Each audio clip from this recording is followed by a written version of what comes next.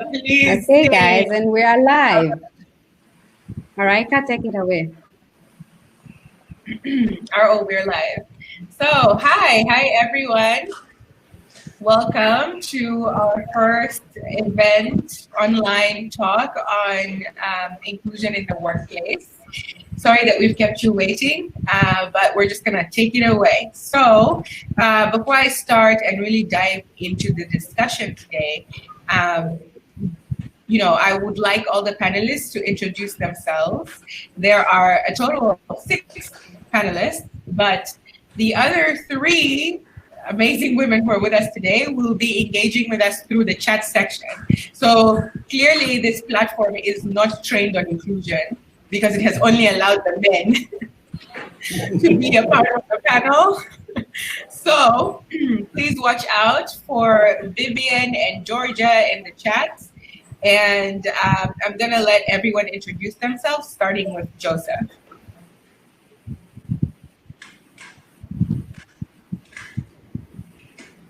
Joseph, your mic is off.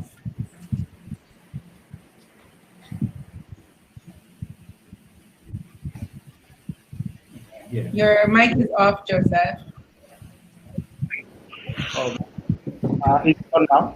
Sorry. Yeah, great. Technology again. So this is Joseph Manirakiza. I work with the Human Development Innovation Fund. Some of you might have heard of it. We are not an inclusion program in any way. So I also going to ask why I was chosen for this particular session. I mean, maybe I have a bond to grind with Diana. But either way, I think this is going to be a very interesting discussion to have because it's a very relevant topic to have at a time, especially for people like us who are working in development. So I'm also looking forward to this great session. Thank you.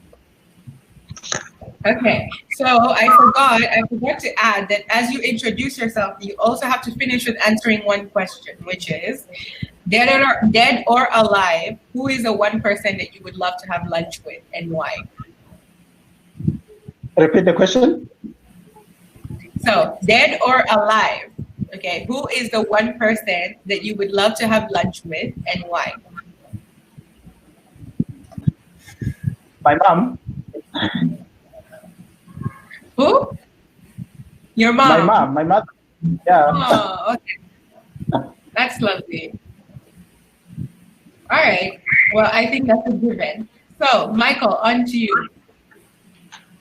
So hi, my name is Michael Baruti. I am a journalist. I work with the BBC Media Action as senior producer for a governance radio show called Habana Haba. But I also produce and host a podcast called Men, the podcast, which is basically trying to address mental health challenges that face men in Tanzania in our context. And as we say on the podcast, that we are trying to unpack and unlearn about mental health for men in Tanzania. So, yeah, that's that. Nice. Okay, Chogolani. Wait, no, Michael cheating. Cheated.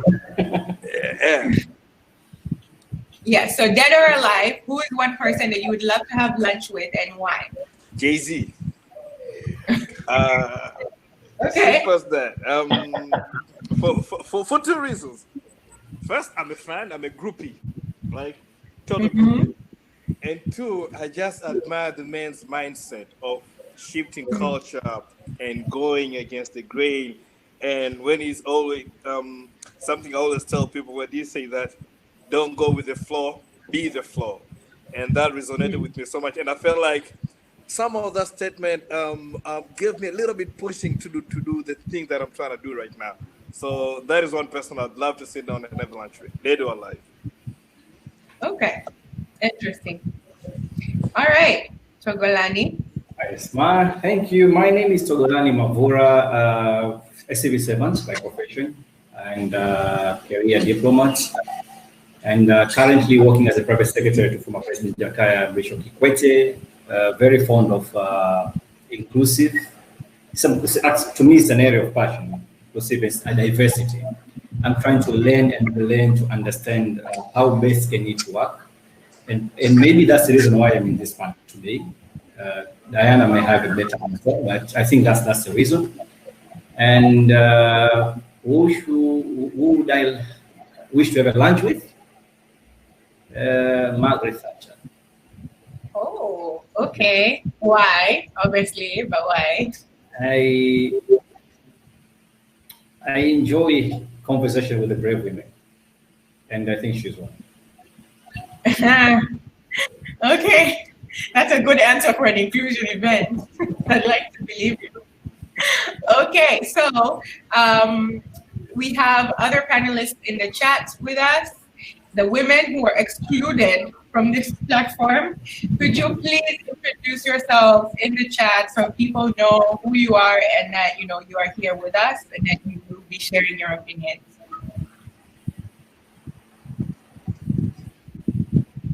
Let's carry up the chat.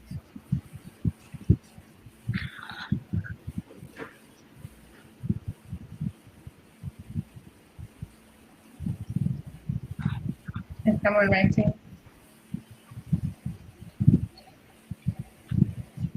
All right, so while we wait for them, I'll also introduce myself. So hi, everyone. I'm Araika Zawadi Hafsa. You can call me Araika Zawadi or Hafsa, that's my one name. So I'm a cognitive psychologist and the founder of Safe Space Group, which is a company that addresses mental health and gender equality. So essentially, inclusion.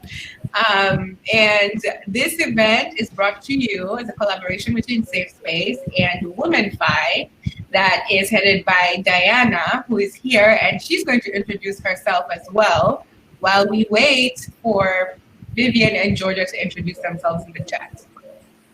I don't know if Diana, you heard me.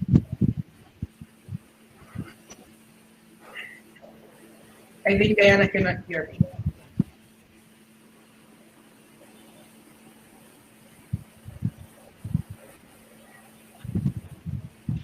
Can someone tell Diana because she can hear you guys but except me for some reason?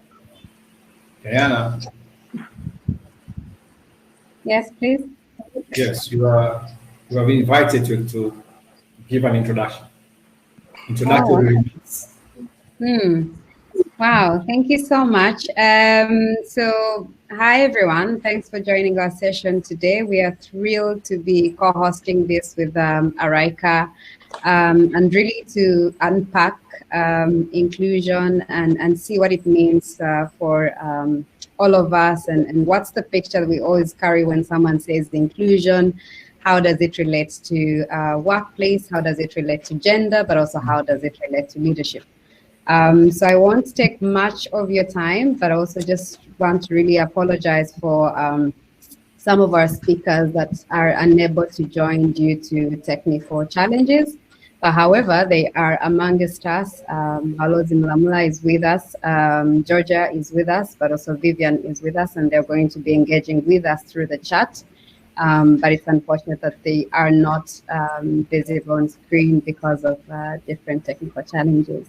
I really do want to appreciate that the men are, however, on stage. I guess maybe that's the universe trying to send us a signal that these discussions should be more inclusive of them. And I do really want to appreciate that they've offered their time to show up and give us a few pieces of what they think and feel about the topic today. Over to you, Araika. Okay. Thank you, Diana. So, guys, we're going to jump right in. And I can actually say guys because I'm surrounded by guys. So to begin, we're going to go to the polls section that is on your top right. Everyone can see it.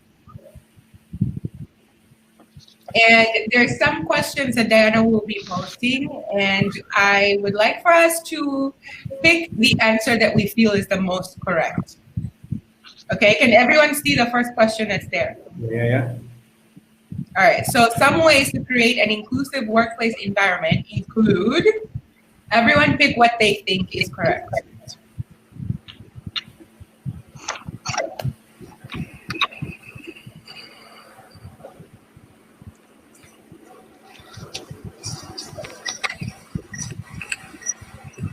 Is everyone on the poll section?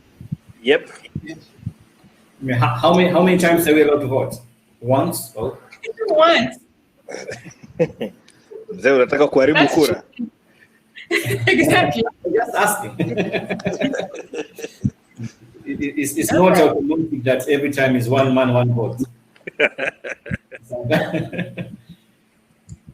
I see. Okay, let's give 1 minute for everyone to.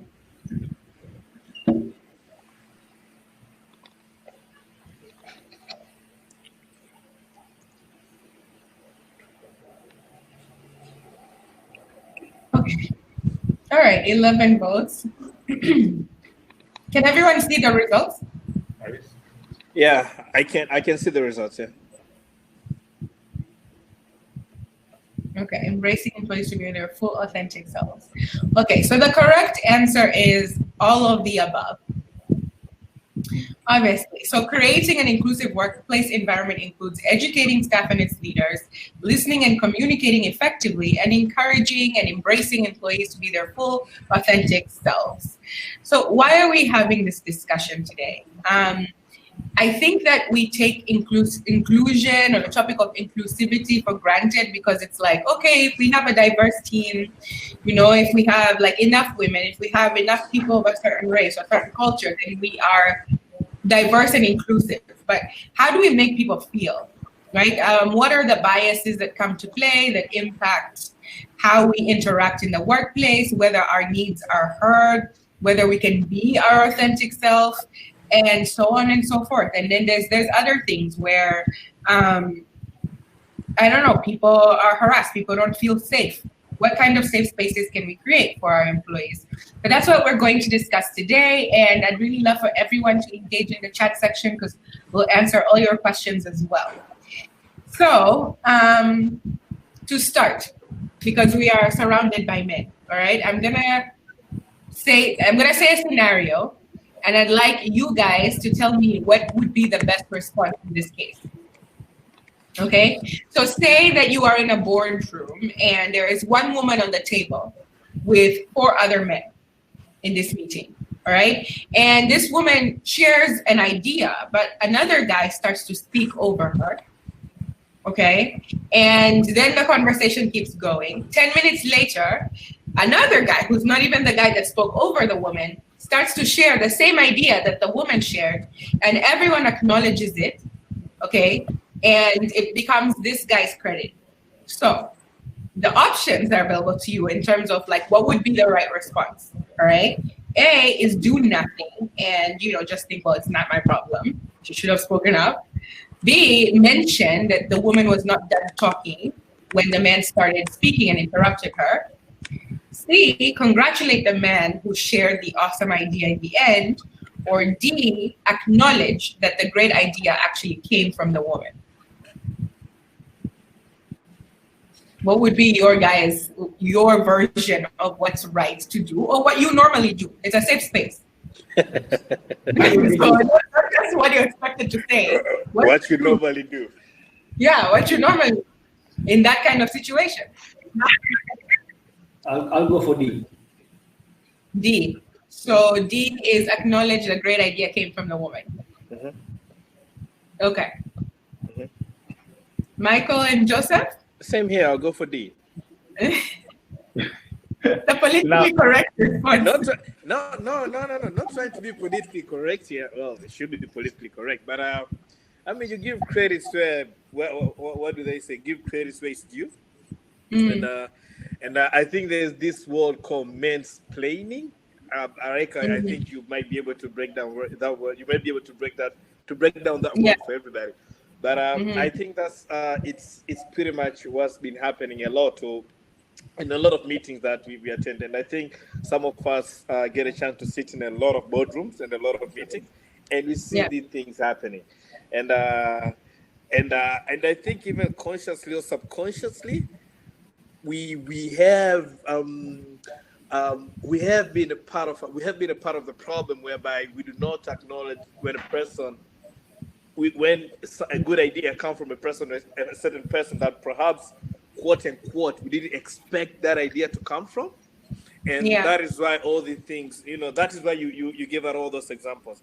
But if you sit in a boardroom and you decide to be fair, decide to be just, I think you should give credit where it's due, and that you can broadly acknowledge that that great idea came from that woman. Okay, I see. But before we continue with this thought, guys, I'm seeing a lot of people in the chat saying they cannot hear any of us. Oh.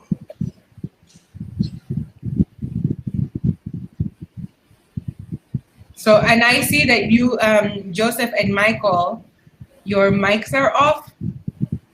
Belinda says I can hear now. Okay, my mic is on. Oh, mine is on as well, I guess. Yeah, my mic is on here. Okay. Then maybe it's an internet thing. But yeah, I hope you guys will be able to hear us. So, okay, Joseph, we're still waiting for your response. Michael, I like that, and I think we're going to jump into mansplaining in a bit. But yeah. I think it's obvious, right? I mean, going last minute that you are victim of having to choose the right answer that has been spoken already. I mean, D is the most obvious. Whether we actually do it every day, that's another question. Mm. Now that's the question that I'm asking. Do you do it? I try, I guess. I'm trying to remember like the occasion that happened, but I try. Okay, so I think that we're talking about something really important here because it's one thing to know what's right, like what's the right action to take. We're in front of people. This is the politically correct thing to say, especially when there's like one woman in this equation. But the truth of the matter is, first of all, there were two correct answers here. Okay, it wasn't just D. D was the second step, which is acknowledge the great idea came from the woman. But the first step was to, first of all, interrupt the man who was interrupting the woman and saying that she's not done talking. Okay, because, and I think this raises the question of how can men be more engaged in creating safer spaces for women? Because I think a lot of time in this discussion, it's like we train women so much to speak up, to overcome, you know, whatever their biases are, all of this stuff, but then they're still living in a world where it's still male-led. There's still four guys in the room who no one, and even the three of you, no one recognized that there is this moment where she was forced to keep quiet. And maybe you take the action in the end, but after this has already happened. And if we ask a lot of women in the chat room, right, this is something that happens regularly. And when it happens over time, you build a habit of just keeping quiet as a woman, because it's like, what's the point, right? And so the question that I think, you know, yes, it's politically correct, but would we do this? And how can we move into creating safer spaces for women, but where men are actually engaged in those safe spaces? So it's not just about women standing up, but how do men then become agents of that change, right? How do you guys get to a place where you actually stop someone and say, sorry, she was not done talking? I'm going to leave it to you guys. And we'd love to hear from our other female panelists, please.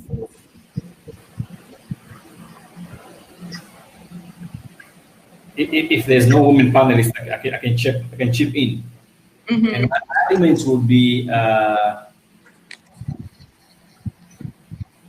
in a meeting, okay, regardless whether you have three men and one woman. Mm-hmm.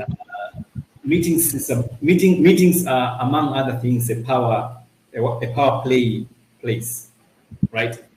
And it's a question of giving those who seem to be less powerful in that game to speak, or chances for their voice to be heard. Mm-hmm. And it may not necessarily be that woman. It may be two powerful men and one powerful woman and the one weak man as well. So inclusivity, I think we should make it clear from the start. It has nothing to do much with gender. Mm-hmm. Yes, it is obvious that most of the times we are getting in a situation where women are the ones we portray as less outgoing, less talkative, and things like that. But it's not necessarily the case. you may go into a situation where the weaker one is actually a male. So it's a question.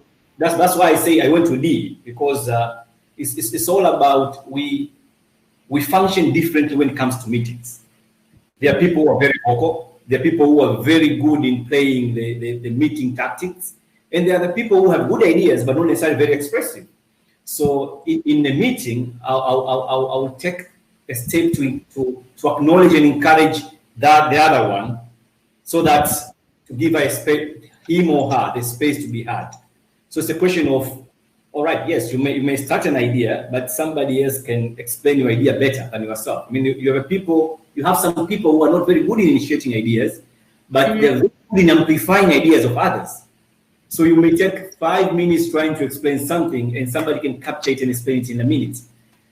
So maybe because you put it to sound like 3 men and 1 woman, maybe it sounds like that, but sometimes it may be, to me, it's a question of who has a less power standing in that conversation should be given an opportunity.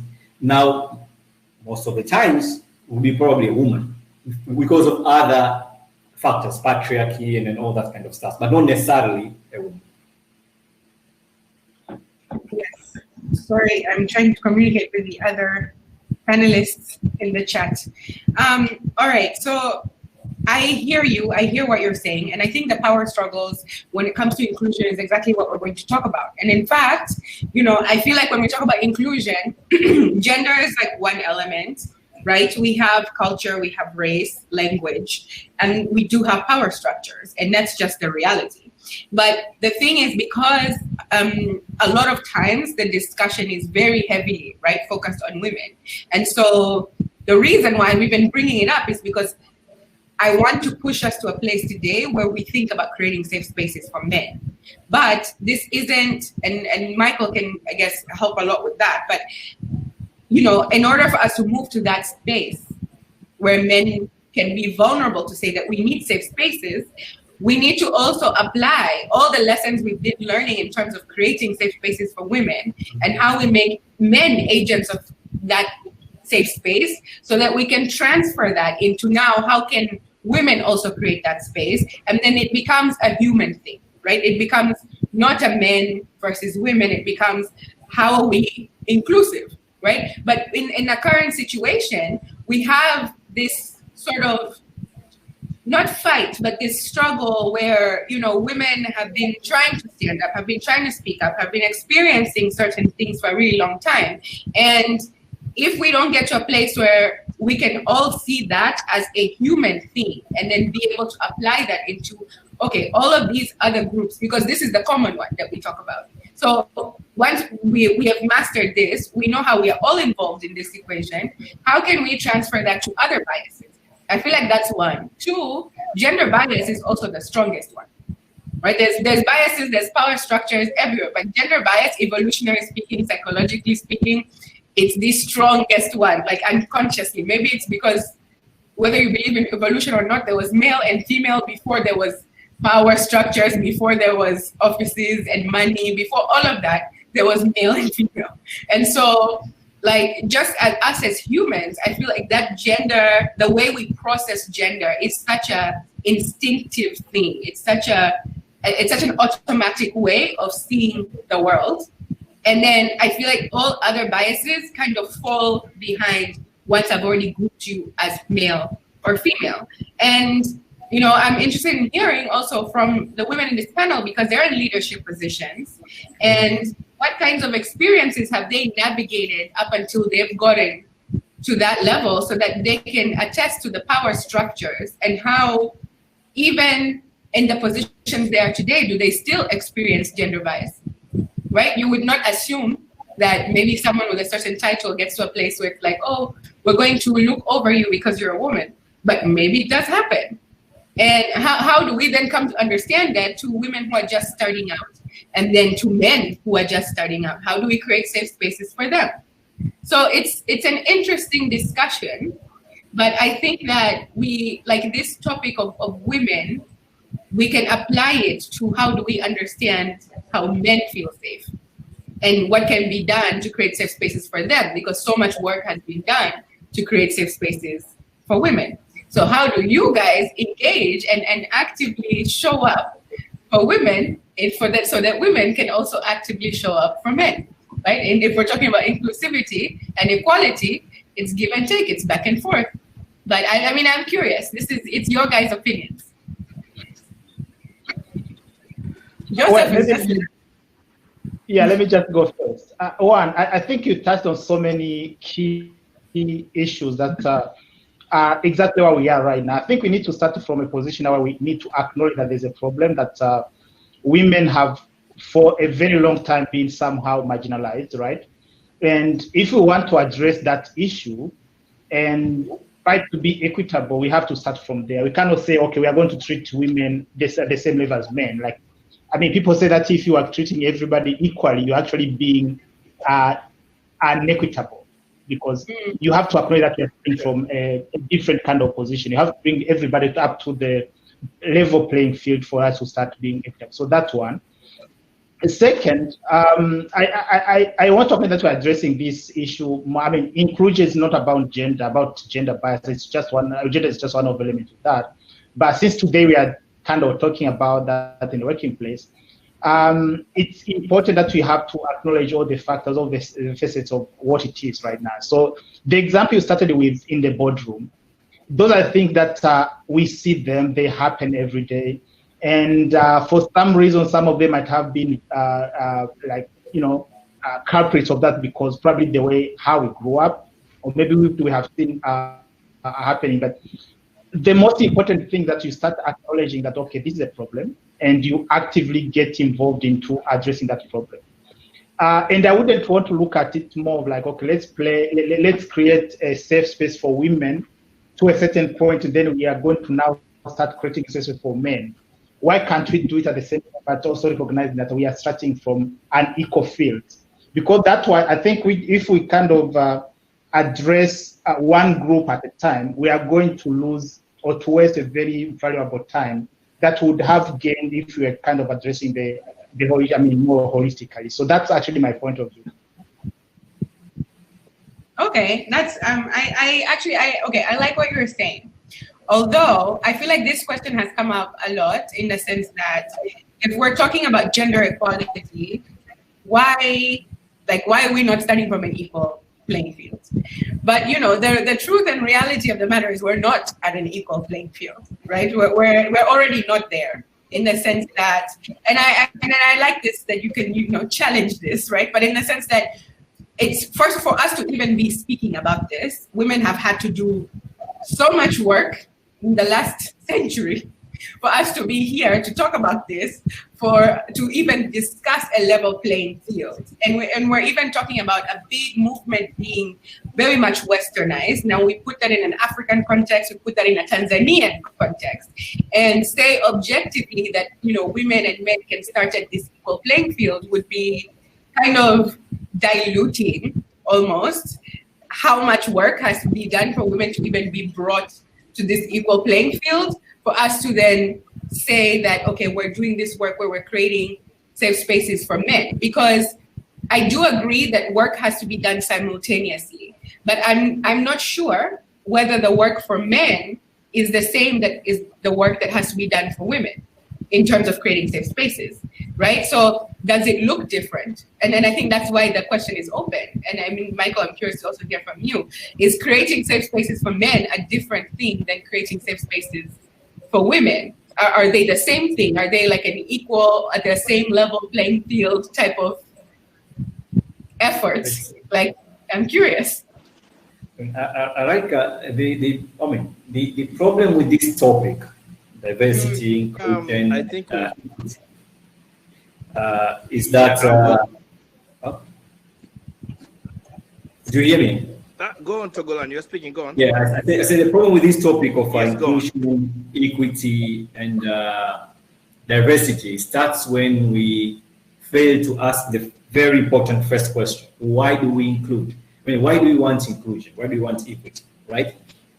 And I think we need to first and foremost understand that inclusion and equity is the means to an end, not an end in itself.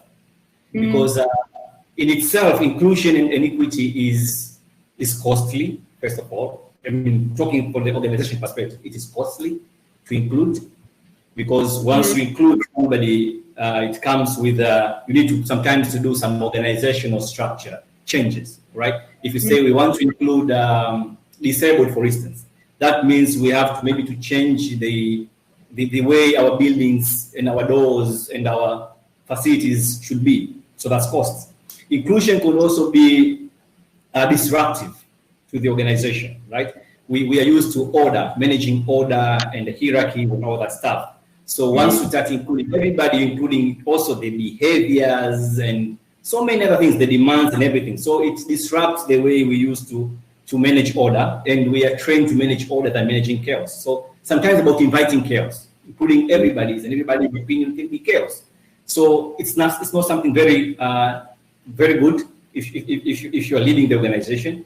It can also be self-limiting, because once you're including somebody, you are limiting your powers, right? You used to enjoy the space 100%. So if I'm including you and your demands and your needs and giving you a space, I'm sharing my space, right? So I make jealous of my space. And also could be about culture.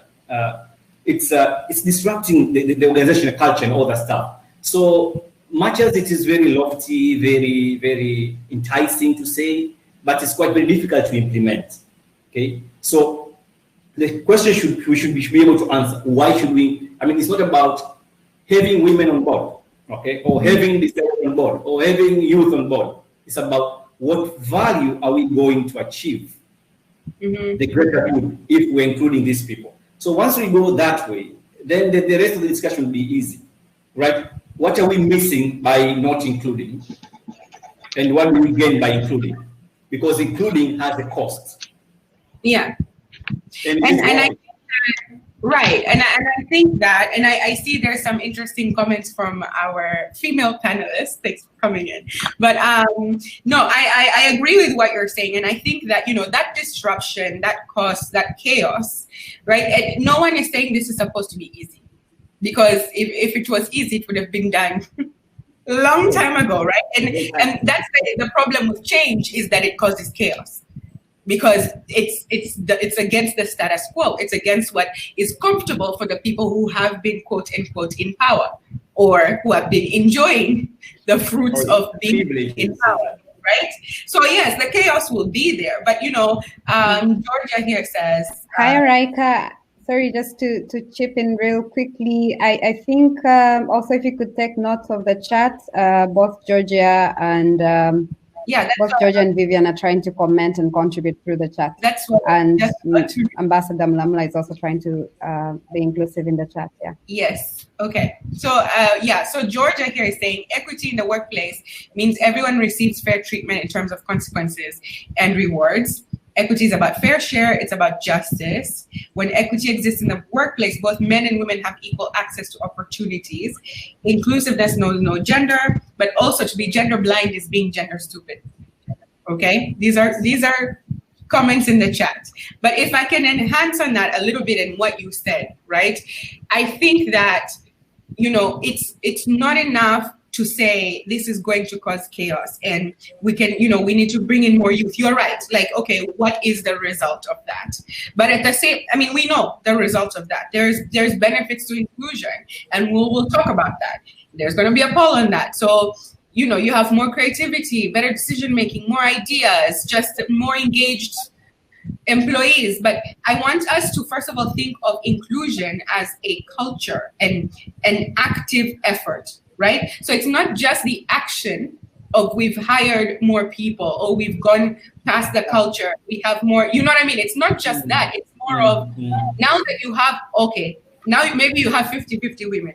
Maybe you have an equal amount of people in the boardroom, in the as employees.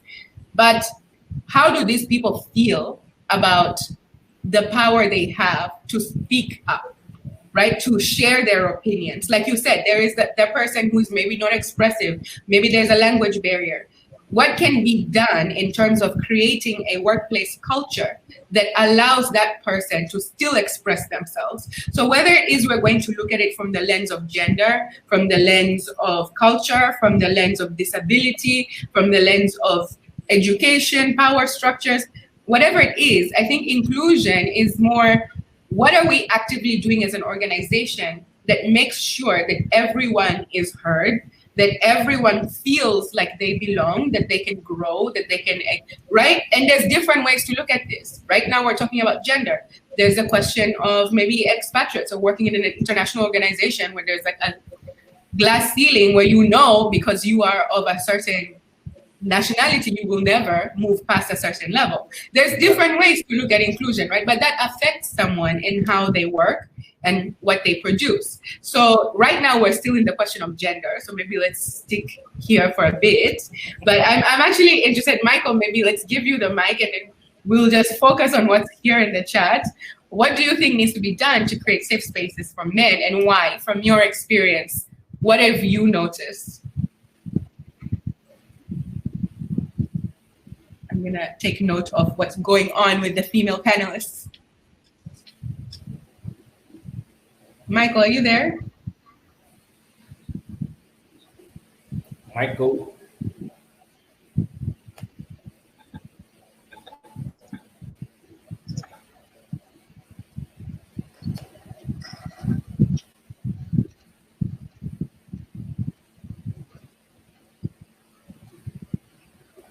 Michael, are you here?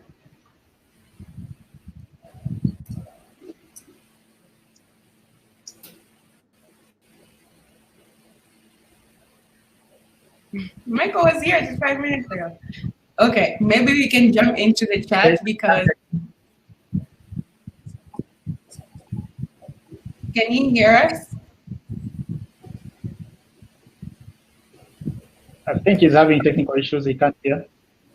Okay, so maybe if we look at the chat here, all right? So studies have shown that diverse and inclusive organizations outperform those that ignore interests of minority or marginalized groups. Agreed.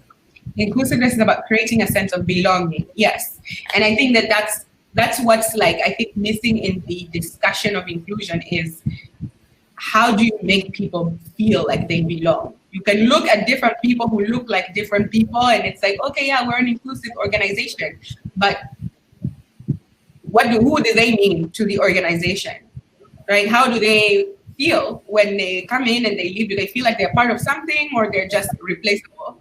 Or they're there to just, I guess, I don't know, fulfill some sort of requirement, right? So, and I like here, Ambassador Mulamula said, we need to be clear on what we're talking about. Is it institutional? Is it the power? Is it about authority? Is it about decision-making? Is it about occupying a space?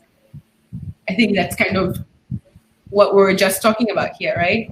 And then the first step to inclusion is to name the best marginalization. It is actually difficult for many men and women to even admit that it exists. I hear this question a lot. Why do you want to be like a man? I don't want to be a man. I want to be a woman and be respected and included like a human being. Let's like discuss that for a bit, right? Like, and I'm curious to hear your opinions, guys. You know, like the fact that, you know, we can sit in this discussion and you have women who a lot of times feel like they need to change things about them or show more male qualities, right, to be considered either part of the team. And it depends, even in different industries, it's even worse, right? They have to do so much more that is more, I don't know, like not male, but more, what are the qualities, like more analytical, less emotional, more, I don't know, what are the actual words, the adjectives, or women have to be more hard, right? Like they have to be one of the boys to be, you know, seen as someone, like you're part of the club now, like, you know, you get it, like, for lack of better words. But that happens a lot. You see that a lot in different organizations, or like they have to put on a very like strict, you know, demeanor because they can't be too nice, otherwise they're too female. And then it's like, okay, And there's other biases that exist, guys, whether we want to admit it or not. These are unconscious. There's pregnancy bias. Like there's so many studies that show like that HR professionals will not hire women because of like the fact that they're going to get pregnant. And, you know, that's just going to be a lot to the company. Like you said, it's chaos, it's disruption. And this is an unconscious process. It happens in nanoseconds. You don't even know you didn't choose that woman because of that reason. So I guess the question here is like, how do we navigate that in a way that everyone feels like they have equal chance, equal opportunity, equal growth, no glass ceilings for any reason? But yeah, I think yeah, I would say that probably the problem is much bigger than that. I actually like the comment made by one of the people in the stage that we need to first of all name the beast, that acknowledge that that problem exists. And second, it's not just about gender, it's almost in everything. I mean, when we talk about inclusion, I mean, to me, if you ask me, there shouldn't be a reason of treating, let's say, a kid who grew up in a rural area not having access to any kind of facility and be examined as a kid who grew up in the city having like all the privileges. And then you treat them on the same equal footing. So it starts, I mean, the problem starts much earlier. But when it comes to women, of course, those biases that you have just mentioned, they are there. I mean, you just have to admit. And I think the most important part is like we are talking about them. I mean, the question is how many of us are talking about them and whether we actually have the power to make changes in those organizations that actually practice those biases. And maybe going back to Togolani's point, definitely it's going to be painful. Change is painful. I mean, if you want to get rid of an ulcer, of course, you just need to endure the surgery that comes with it. Maybe what's important, and I actually appreciate the reason why Togolani raised that issue, is that one, you have to appreciate the kind of process you're going to go through, but at the same time, when you are approaching that process, you have to look at the rewards. What's in it for us, right? Yeah. It's not going to be easy. I think we just have to acknowledge that. But if the rewards are very clear, let alone like we have talked about the justice issues. I mean, everyone wants an equitable and just society. I mean, we are all raising kids. You wouldn't want your kid to grow up in a society which is unjust. So that should be a motivation enough actually men to actually pursue this particular thing. But when you go into an organization, fine, you are going to incur some cost. That's very true. But what is in it for the organizations? You have to make them see that it's don't look at them as more of like overhead. So some of the accountants are going to look at this is just an expense which is not going to come up. So until that time where we look at this as more like it's an investment, we have to do this restructuring. It's not going to pay off tomorrow. It might even take 10 years. But if you are looking at the longer term, definitely I think something you can be able to say that you want to take up and then actually do it. Whether organizations actually doing it, we are working in some organizations, we're like, okay, somehow I feel like we are just giving it a kind of just a job. We are like, okay, ticking boxes. Everyone wants to see like there's an inclusion organization that tick boxes. We have done this. We have done this presentation. We have hired this number of women. But is that really enough? Is it intentional? So what needs to be done for it to be actually intentional? I think that's the bigger question. I mean, I think that's a really good question. And I think that adding on to that point that you just said and what is going on in the chats here, and Michael, I think you're back. I think there is, someone said that men and women are victims of patriarchy. And Ambassador Mulamula has just asked, how are men victims of patriarchy? Togolani, it is unfortunately that we equate patriarchy with men. It is not. You are correct. It is a system. But let's unpack that. Let's unpack that. I'm curious. There are also an ideal that oftentimes is not even realistic. Okay. Let's see who's going. Okay. Let me try to tackle that. Patriarchy is a system, not men. Okay, the tendency is to equate patriarchy with men, and then we assume that all men are beneficiaries of patriarchy. quite true at some point.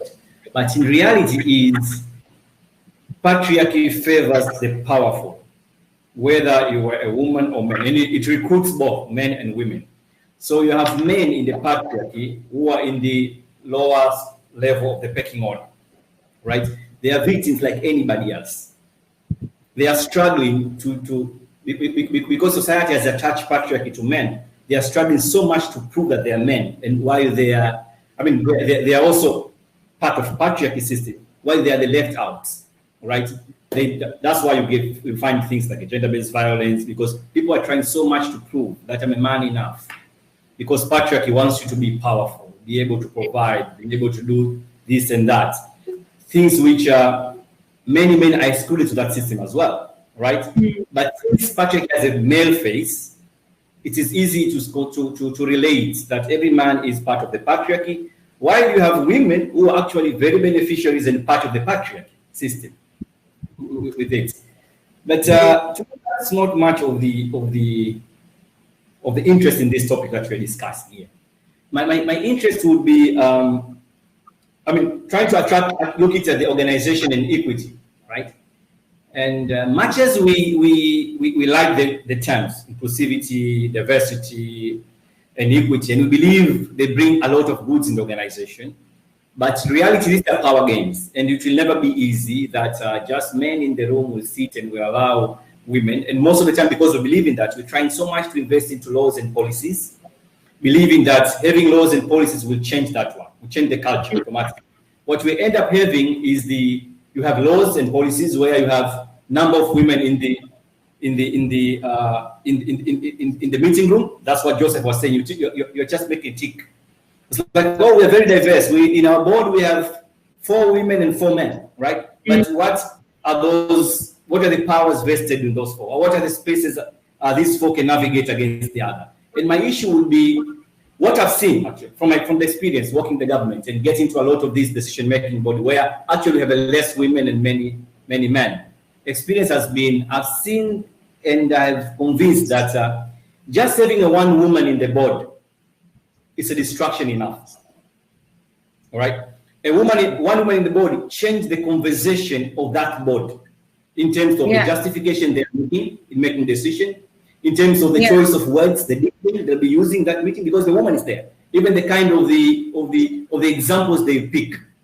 So just having one is a distraction. Now the issue is how is that one woman change that conversation, that distraction into a disruption of the organization? Right. That is the big game we need to discuss. And this is all about how prepared that one woman or that one youth who happened to get an opportunity to get into the board, play the role so that it can disrupt the whole organization. It's a question of preparation. Otherwise, it's not a question of, it's just sending a gender in. It does not make much change. To me, it's not about getting in. It's fine. You may get in for various reasons. It can be tokenism. It can be nepotism. It can be anything. But the question is, how do you change your distraction to disruption? That's all matters. And that's where we should maybe start. We may not get all women in the board. It may not be easy because of the power structure. We need to negotiate with a lot of institutions, a lot of laws and policies, and we have a lot of resistance. But once we get that one in that room, I've worked with Ambassador Mulamula before. She was my director. Actually, the first, she's my mentor and the first pair of hands which received in the foreign service in the government. But I know you can have 10 men in the panel or in the boardroom, but just you need one Ambassador Mulamula to change the conversation in that board. And that's what we do. Thank you so much for sharing that. Although I must argue, okay? I must argue in the sense that that is also putting all the responsibility of change on the woman, especially the one woman. And that's why the question was, how can men engage in that so that we are not waiting, right, to get this one woman who comes in and carries the emotional labor of an entire half of the human race to come, and it rests on her to disrupt, this patriarchy. That's a bit. It's a bit demanding, I must say, right? And I think that it's good that there are women who are great examples. But as much as we are training more women to become those disruptors, why is it still a man's job? I mean, a woman's job. And that's why I said in the beginning that we can learn from this discussion and apply that in terms of creating safe spaces for men. Yes. Michael, you're saying something. Mm-hmm. Hello? I think so I dropped out. I dropped out a little bit, but now I'm back. Yeah, can you hear me now? Yeah. You can hear me, yeah? Nanisikia. Yeah. Yes, yes.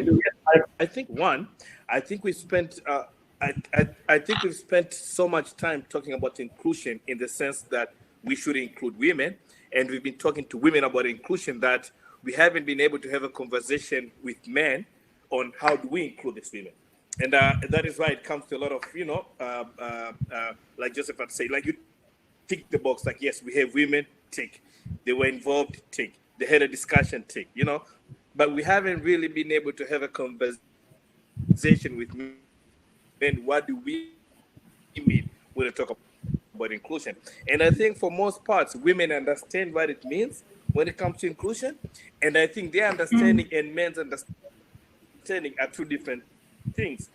Because for a woman, I think inclusion is more about I'm getting on the table, I'm going to say what I have to say, I'm going to speak my mind, and they'll have to listen to it.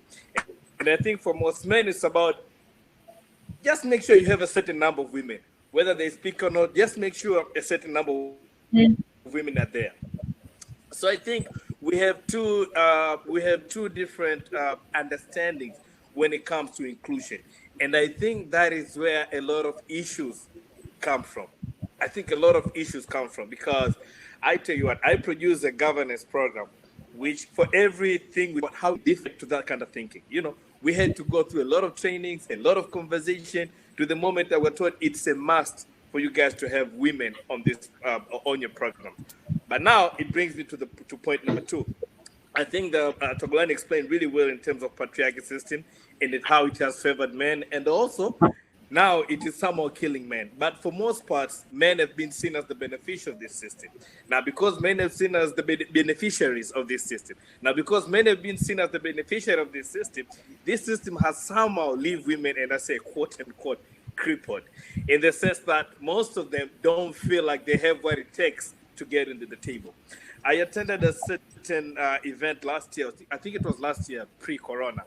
And then we were talking about, it was a women event. It was about women in corporate, in the corporate world. And then somebody brought out a very interesting fact that for most parts, if there is a higher position or vacancy being announced in the office, so it's been, people are told to apply within the organization. In most part, a man will go and apply. But a woman, the first thing will be, maybe I'm not good enough. I think Michael should apply, but I cannot apply. I don't think I'm good enough. So I think that shows that the issue goes beyond, the trainings we get in the office or the conversations we're having here. The issue goes beyond that. The issue goes back to, how we were taught in colleges, how we were taught in primary school. Joseph had said earlier, and how we were raised, how the system is set up and all those other things. So it's way, way, way, way bigger than that. And Toglan said really a very nice point. Like, you can have one Mula one ambassador Mula on the table or in the board, but then, like you always say, it's not about you being in the board, it's about what do you bring to the table, and because most people or most organizations, especially for profit organizations, they only want what's good for them or someone who's going to do the best job possible. They hardly go out and search for women who can actually go and do the job. They just search for a person who can actually do the job, and if that person happens to be a woman, well and good. But if that person is not a woman, they are not going to go out there and say, we are looking for a specific woman to actually come and do this.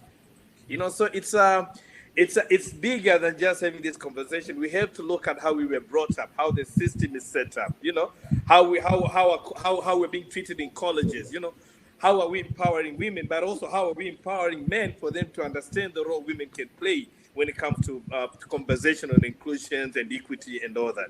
That's just my take. And like I said earlier, is that I also feel like a lot of us as Tanzanians, as men and maybe as women, we are really not ready to have those kind of conversations because, like Togolani said, now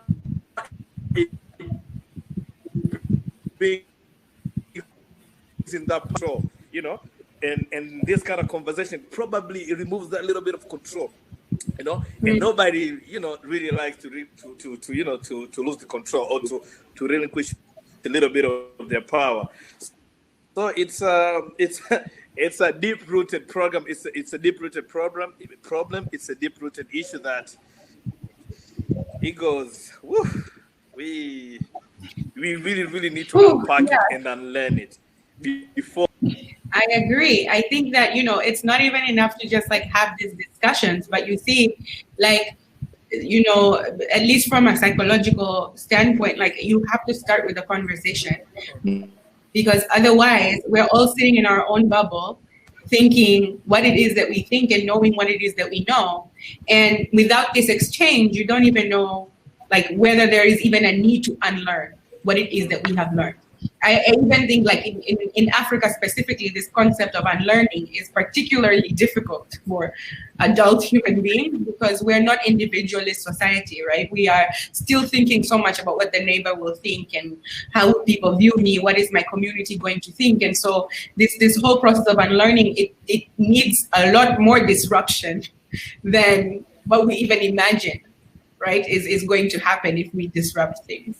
But I mean, you're right that we've been talking a lot about gender, and I want us to take a small detour and talk about another element of inclusion so that we're not just talking about gender, that still involves this process of unlearning and seeing things differently from what we're used to. So if we go to the poll, there's a second scenario there, okay? This is scenario 2. And it says, one of your male employees is struggling with a mental health issue, which he has not told anyone at the office about. The work environment is very stressful for him as he has a lot of deadlines piling up and is working under pressure. One day he has a meltdown at the office, which starts with him screaming at everybody and ends with him crying uncontrollably. What would be the appropriate solution? So let's see what people choose.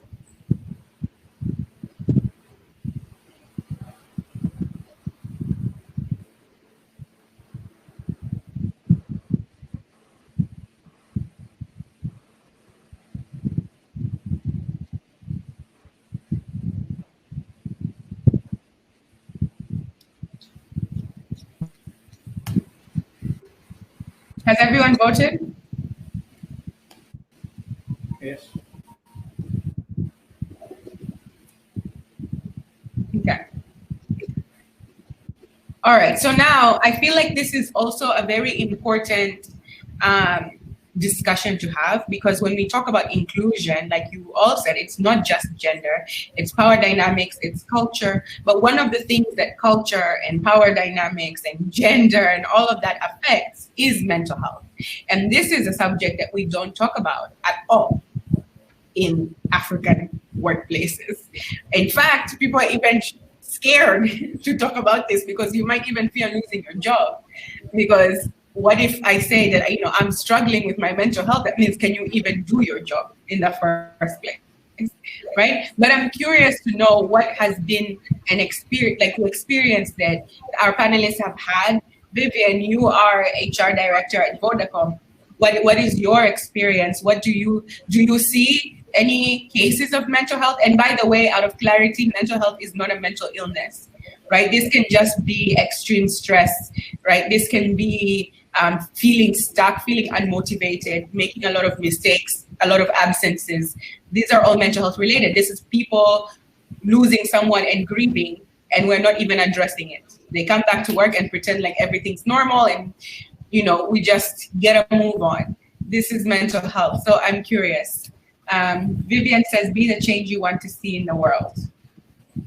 Agreed. But so Vivian, will wait for your response. And everybody, this is another area of inclusion that we don't talk about. what has been your experience with mental health in the workplace, in the Tanzanian context? Do people talk about it? Do we skirt around it? But yeah, Mike, you have a podcast on this. Yeah. I'll go first. If you had asked me this question 3-4 years ago, I would choose option number one. Send him home and tell everybody to get to work because the deadlines won't stop for anybody. 2 years ago, I'll go for option number my office and then to speak about what just happened. Probably in number 3 as well, have a meeting with the staff to discuss the incident, and probably to be more like, you know what, guys, your personal problems, please make sure they don't come and affect the work and all that. But if you ask me this question now, this is when I'll go to option number 4, which is have a mental health resource and train HR officer to provide mental health first aid before And I always say, if you know better, you do better. And I think for most of us growing up, and I think me and Togolan had this conversation about a month ago, I think. It's like we knew this thing. We were talking about growing up, how we grew up. We never, ever had a discussion on mental health issues. Never. You know, I mean, of all the problems that you'd have as a man or as a human being, mental health issue was not a problem for you. You know, white people problems or rich people problems, not something you'd hear in our context. Because first of all, I think most of us grew up in either middle or low, middle income or low. So we felt like we've been struggling all our lives. So there's nothing new there, you know. But now that I have this understanding, now we understand about mental health issues, experiences, you know, a little bit of understanding things. Now is when I'll be able to say, you know what, let's have some mental health resources and let's allocate some of these resources to our staff. Now, good thing is I work for an organization that actually understands about mental health issues, but probably I'm one of the few who has that privilege. In a lot of our local settings, in a lot of local organizations, this is not something that a HR department wants to invest in. You know, this is not something that they want to invest in, and no conversations are happening around mental health issues within the offices. You know, it's very weird for a person to actually come to you and say, you know, I'm not happy. I'm not happy with where I work. You start going like, what's the problem? But if you have an issue with the boss, you can just put up with it. You know, be a man, vumilia, go home, sleep on it. Tomorrow is another day. You live to fight another day. So it's a very foreign concept. It's not in a lot of places.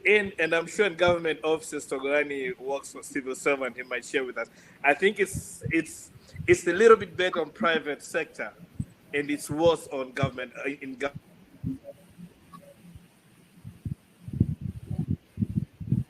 Yeah, Chogolani, I'm curious, and Ambassador Mula Mula, working in the civil environment, what can this look like? Because I feel like in private sector we can even, like you said, you know, like appeal to the self-interest. So we can even talk about, you know, productivity, improving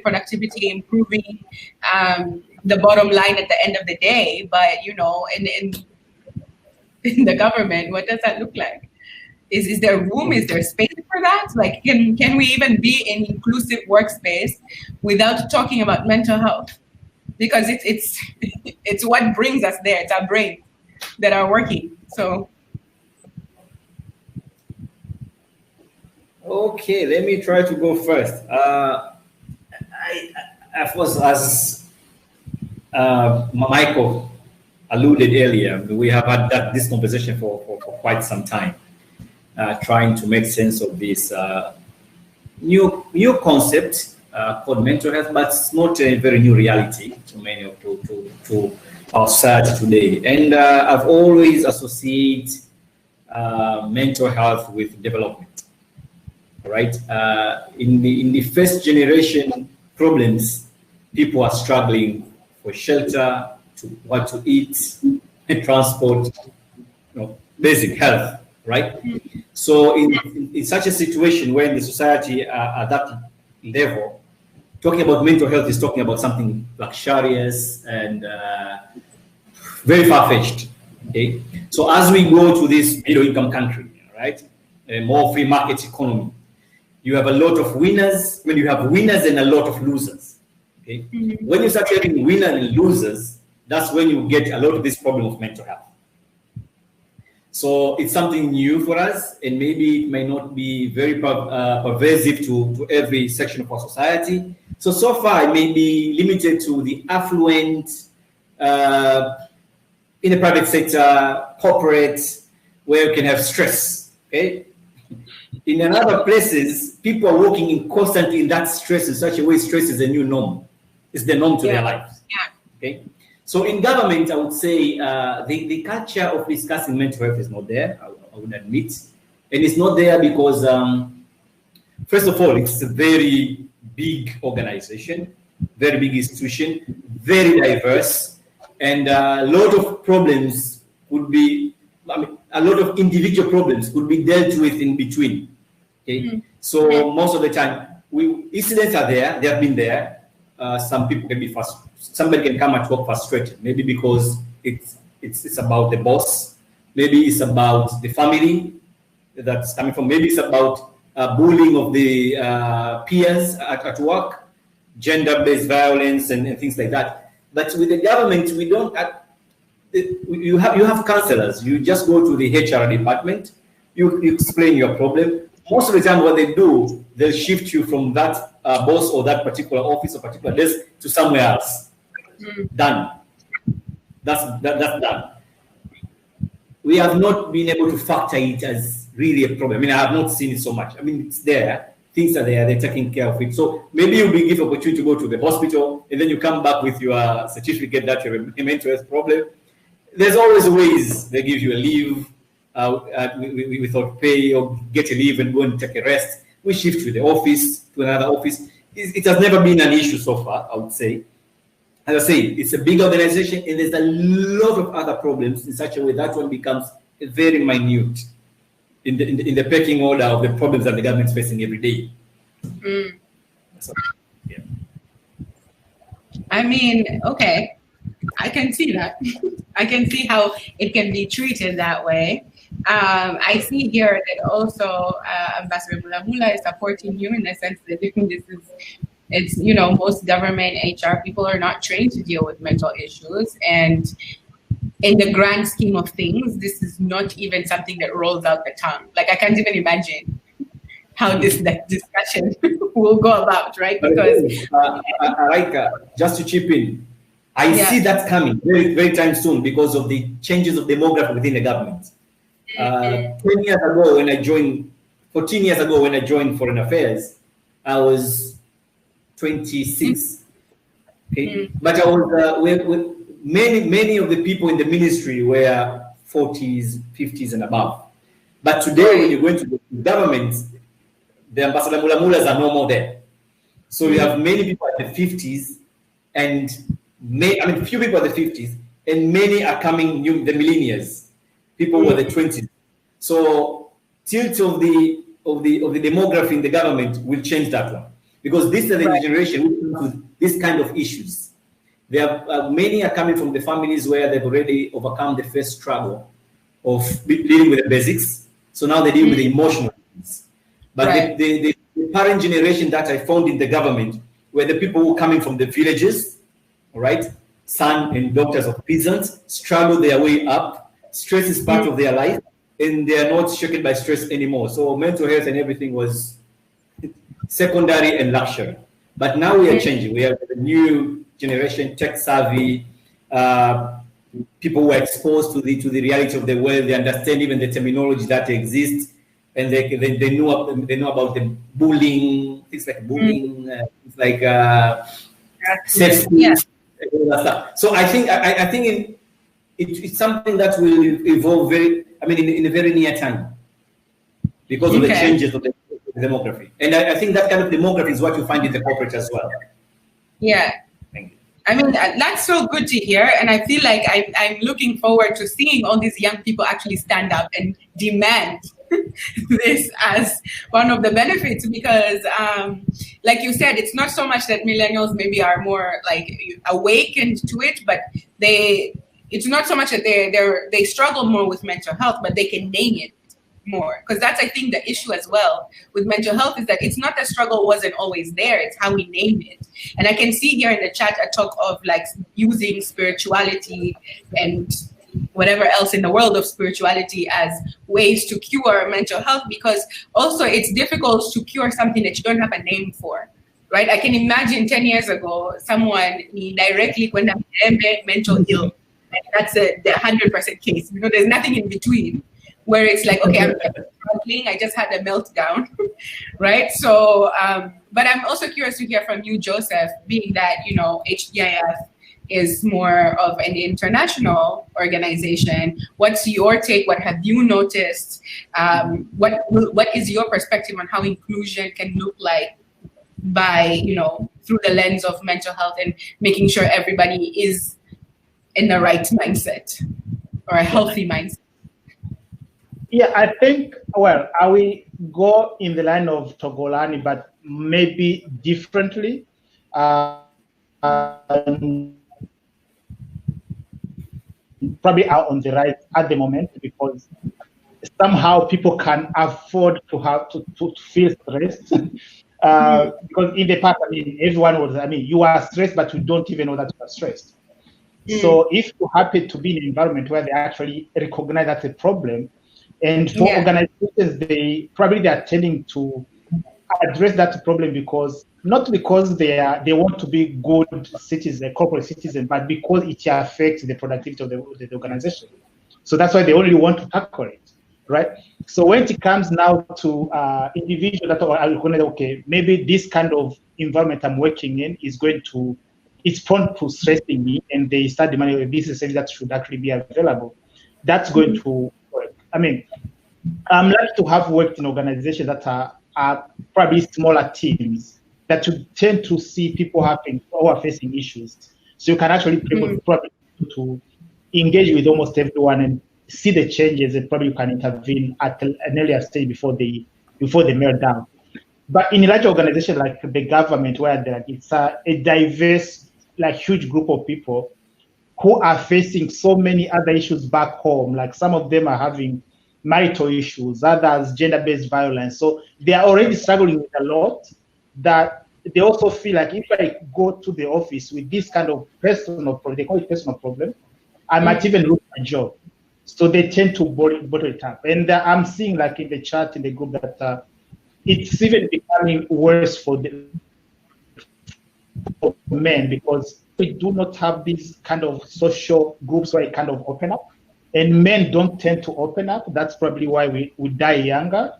And so it's even a bigger problem. So how to tackle it?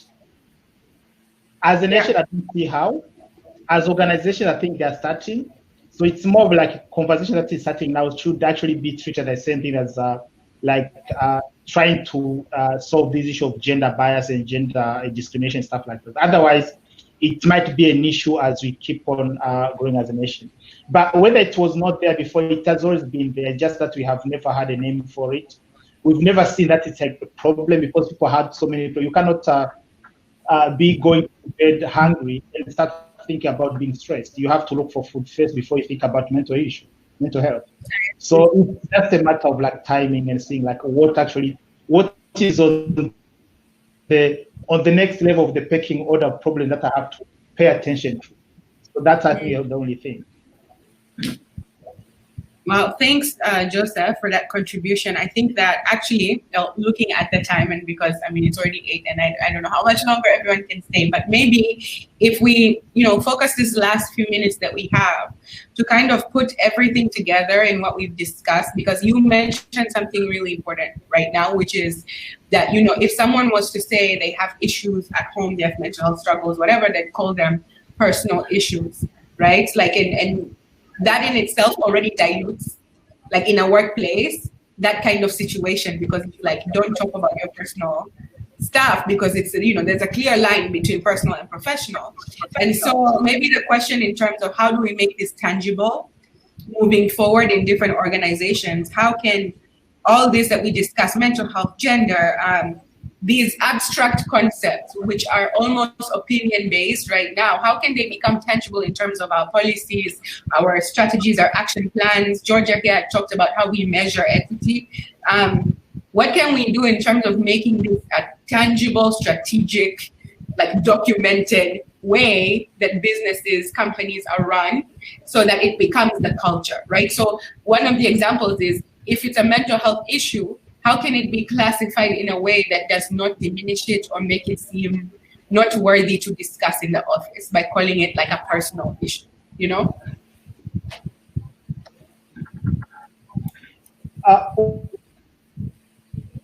Let me go first.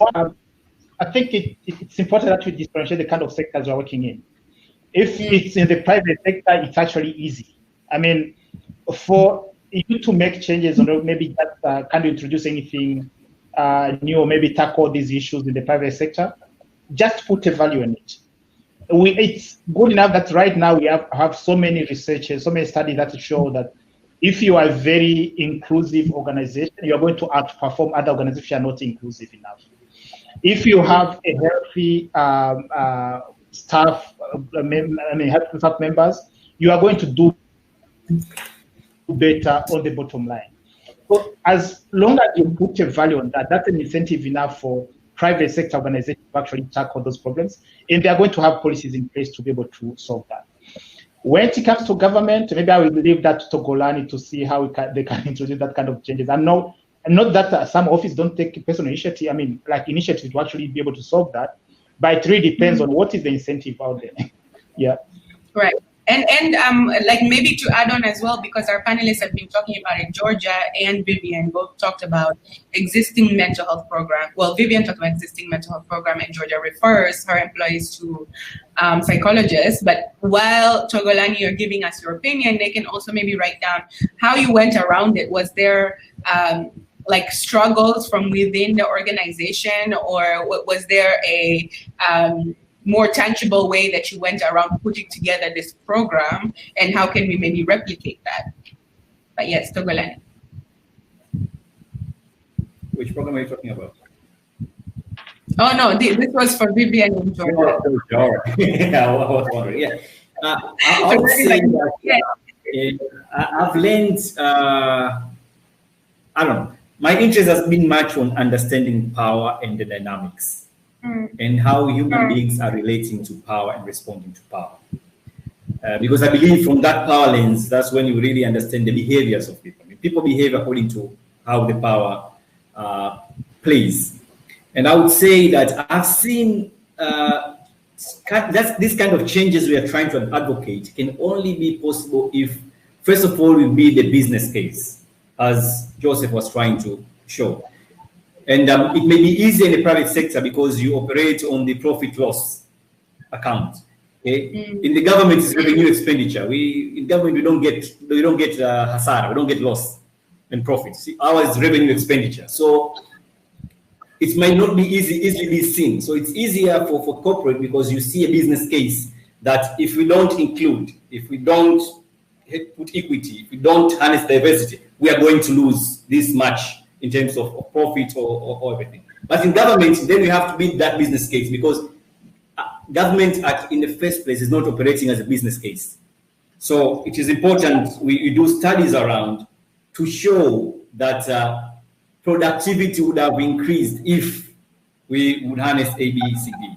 But for government, maybe it may be more about continuity, because this is the fear of the government. It's a continuity, of course, the corporate as well. Sustainability. How can civil service continue to exist? Okay, so continuity is at the center of many organizations, and anything that seems to jeopardize that one will make organizations to act. And I have an example when HIV/AIDS programs was taken into a government. Okay, there's a continuous permanent budget line in the government for HIV/AIDS at workplace, and it receives money every year in every budget. Why? Because government started losing a lot of employees because of HIV/AIDS. And then they realized that continuity may be a threat because we are losing directors and very technical people that you have spent a number of years and a close amount of money to build. That's when they started like, oh no, we need to address HIV/AIDS. So unless we are able to reach to a proportion that we see that mental health, inclusivity and equity is affecting the continuity of government, that's when they're going to. That's when the government will be forced to act. That's how I see it. Thank you. Interesting. I don't think I have thought of that perspective before, but yeah, I mean, maybe need to show the government the importance of mental health and continuity of their organizations. But yeah, okay. So let's see if we have. Okay, we don't yet have input from Georgia and Vivian on what they did to go about this. Okay, so I don't know, Diana, do you want to maybe come in, chip in with final thoughts? Oh, thank you. I don't think she can hear me. Can someone? I think she wrote in the chat, is it? Yeah, I think she did. Oh, Vivian said, the first step is to go to the basics. I communicate. Have a conversation. Don't assume that everyone understands what mental health is. Get experts in to help to start breaking barriers. Let people share their stories and let the aha moments come in. Okay, we have a 24-hour hotline with ICAS. So confidentiality is adhered to. We created a safe place. This is not an HR item and we should not want to be the experts. Okay, great. Dealing to solve daily problems. Well, mental illness affects how people think, behave, communicate, and others, etc., etc. Well, thank you for sharing, Vivian and Georgia, and we will definitely take all of those lessons and kind of just try and compile it. And thank you, everyone, for coming. Thank you to our panelists for coming today. I think as we've all noticed, can you everyone hear me? No. Yes, No. Okay, sorry, there was an echo. Inclusion is an important topic, and there's so much that we need to unlearn in this process and learn from each other, right? And I think this is why we are doing this series. We are planning to do more of these talks on different topics around inclusion. Maybe we can pick one and dive really deep into it next time. So thank you so much for your opinions, and I really hope that we can take whatever we have learned today and kind of turn it into something more actionable, something more tangible, something that will really make our workforce more inclusive, because there are just obvious benefits that we have discussed. Others we can look up, others that you can just assume that there are obvious benefits. Once everyone feels valued and feels like they belong somewhere, they're going to give you your all. And that's just human nature, right? So thank you so much for coming. Again, I'll open it to Diana because I think you got cut off. So yeah. Yeah, thank you so much, Araika. Thank you, our panelists. And again, we just want to apologize that the rest of the speakers were not able to join, but they joined at least through chat. But I think it was meant to happen. Again, Michael, Togolani, Joseph, thank you for simmering in the heat, dancing slightly on the edge, but still taking in all the questions. And we do want to appreciate again that Ambassador Mulamula was able to join us through the chat. Georgia, thank you so much, and Vivian. So just like chopping onions, right? It makes you teary, it makes you dance on the edge, but it puts flavor, right? It puts taste. And so these are going to be a series of conversations that we're going to be having. Probably today we're rumbling here and there, trying to find where is the perfect fit, where is it, where can we focus more? And of course, we know there are very many strands and facets for inclusion, but we're looking forward to feedback on how we can zero in further maybe within the upcoming sessions and really unpack some of the concepts that we're thinking about. And we really do want to appreciate for everyone who played through the polls. We got quite a wealth of information we'll be sharing later on with you, as well as the recording. Araika, thank you so much for hosting, and whoever turned up today, again, we just want to say thank you so much for sparing the time. And now within the remaining 20 minutes, we're going to open it up for networking. Just because we know that any event with virtual face-to-face is not complete if people have not actually met and discussed. So we're going to open it up so that people actually do get to meet on one-on-one networking sessions, and you can exchange cards of contact. So kind of like unpack more of these concepts within your the future for networking. So once you click leave the session, it's going to actually ask you whether you want to leave, and you will say yes. And once you've left the session, which is this live broadcasting, you're going to click on the future, which is written on networking, and you'll find yourself in a room. Randomly, you'll be matched with someone else in that same room. If you feel you're not comfortable with the person you're randomly matched with in the room, feel free to exit right away. You have the right to exit in as many as 2 seconds within the room. I've done that before. So you entirely have the right, because it's a safe space again. And if you choose to say, hey, I've already exchanged a contact and I want to leave and join the next person, still it's going to switch you to the next networking partner that will be available at the moment. Otherwise, I want to thank you again and then wish you all the best of luck as you network and double your contacts. Thanks again and see you next time. Yeah, thanks. Bye, everyone. Bye. Yeah. Are we supposed to? Okay.